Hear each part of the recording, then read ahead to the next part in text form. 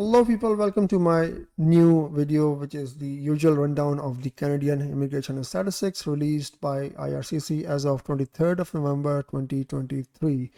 The purpose of these visualizations is to help you understand the immigration system, try to spot and identify trends to make your immigration plan much easier. All right, so let's get into it. By the way, before I start, feel free to pause my video if you want to look at the visualizations in detail. uh, Pause the video because I will be going through these slides very quickly. All right, so the first visualization I have is about the total invitations issued under the Express Entry program.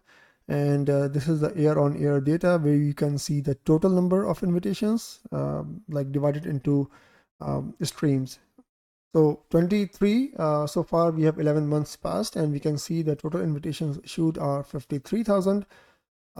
Most of the invitations went to CEC stream, which is Canadian Experience Class, followed by Federal Skilled Workers stream, and then PNP stream, which is the provincial nomination programs. And these are like, to the most part, are like employer driven. All right, so the next visualization I have is the destination of choice by new settlers. And here we can see for last like 6 or 7 years, hands down, Ontario has been the first choice of people. 60% of the new immigrants like to settle in there, followed by the British Columbia, and then on the third we have Alberta. Now this is very important. Third visualization is about the age, and I always encourage people to apply, or like if you have to immigrate, then immigrate much early in your career and life. So here we can see the system has been in tilt or in favor of the younger people. People like 19 to 29 years old have been getting 50% nearly or more of the invitations. Okay, so it's a clear indicator that you have to move quickly. If it is for yourself, for your siblings, or your kids, make the move fast or quickly. Followed by the second major group moving into Canada who were invited is like 30 to 39 years old.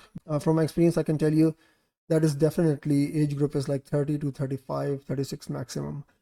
Why you see 39 is because the way IRCC releases their data sets, they try to anonymize and group multiple ages into one. So that's the age bracket they have, which is kind of stupid in my opinion. But anyways, it is like 30 to 35. This slide is also important to understand. This is the CRS cutoff scores, the people who are invited by CRS, I mean. We know that average cutoff is like 485 points to 480. Sometimes it goes down to 475, but to the most part it is like 480 to 485 points. But sometimes they spike the score to 500. But generally speaking, it is 480 to 485 points. All right. So here we can see 50% of the invitations went to the people who had a group score of 485 points to 500. Again, this is misleading because again, from my experience, I can tell you it's like 480 points and above. Below 480, you're not getting invited. So this year, so far, 50% of the invitations were given to people who had an average score of 480 and above. In my opinion, this is not 450. Followed by the people who had a score of 500 plus points, and then this is the top 600 points. So now you can like compare your CRS score, and if you don't know your CRS score, you can just Google CRS calculator tool IRCC. You will find the official tool which is released by IRCC, and then you can enter your parameters like age, marital status, education. That might give you an idea where do you stand.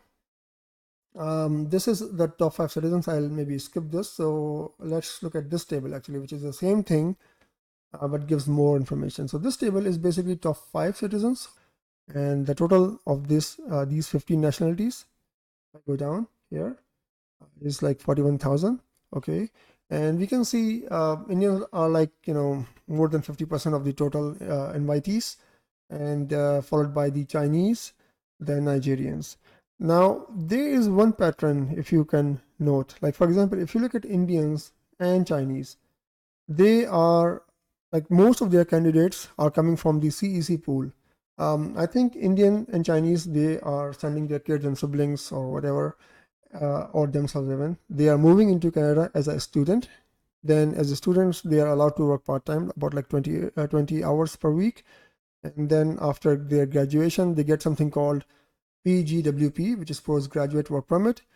And then they work there like 1 or 2 years to get Canadian experience, and then they're automatically eligible to apply for PR under the CEC streams. Versus Nigerians or Pakistanis, they are sending their talented or skilled people, unlike the Indians and Chinese. So I think the best way to move into a foreign country, especially like Australia or Canada, is better you move in there as a student. Now, why I am saying this? This is because of this pool profile. So this profile, this is basically the snapshot of the express entry pool as of today. Okay, and so we can see like we have total candidates waiting for the invitations is like 215,000 people, whereas only 17,000 people, or 8% of the total pool, have their score above 480 points, which means if we compare this in perspective with regards to average cutoff, we can see that these guys are definitely getting invitation. It's only a matter of time, right? Whereas these two people, like who have a score of 460 points to 480, especially these people like above 470, they are like on the borderlines, very close. They might get invited if the cutoff score goes like 470 or something like that. But these people who are a bit far from the borderline, specifically these people below 460 points, they don't have a chance in my opinion. So these people should think about, like for example, they can retake IELTS. Is basically like an exam, okay? So prepare it from the exam point of view. It's like small tricks and tips that you can use to get better scores. Second thing you can try, for example, you can upgrade your education. If you have a graduate degree, try to go for master's programs. But then it's like a trade-off. You might get a master's degree, but then you might lose age-related point, because by the time you complete your master's, you will be 2 years older. And if your spouse is younger to you, then make them the principal applicant, and you move into them under their primary application. So because they have lesser age, so they might get you better CRS score. So I hope this video helps. I'll stop right here. Thanks for watching. Have a good day.